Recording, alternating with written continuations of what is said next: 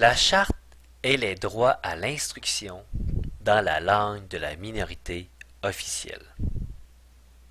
Le premier ministre Pierre Elliott Trudeau a vu dans le rapatriement de la Constitution canadienne en 1982 l'occasion de renouveler l'engagement du Canada en matière de droit linguistique, institué dans la loi constitutionnelle de 1867 ou l'AANB de 1867 et dans la loi sur les langues officielles de 1969.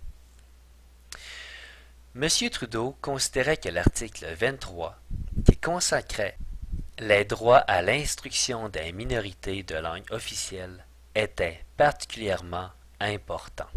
L'élément déclencheur arrive en 1982 avec la Charte canadienne des droits et libertés enchâssée dans la Constitution du Canada. Il y a eu un effet double, soit sur les écoles francophones et sur les conseils scolaires francophones. En premier lieu, l'effet sur les écoles francophones.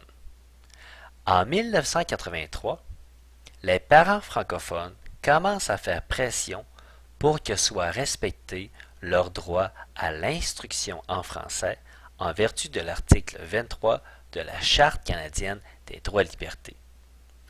En 1984, les deux premières écoles francophones financées par les fonds publics ouvrent leurs portes à Edmonton et à Calgary.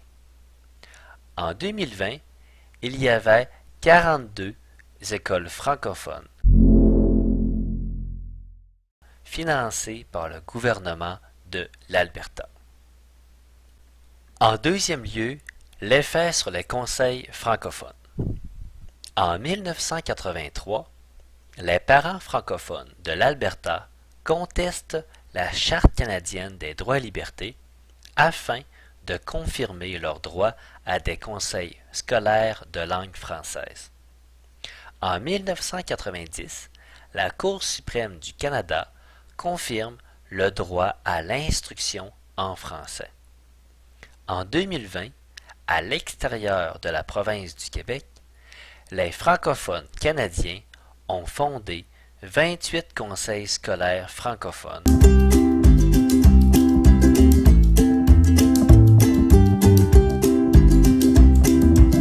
dont 4 en Alberta.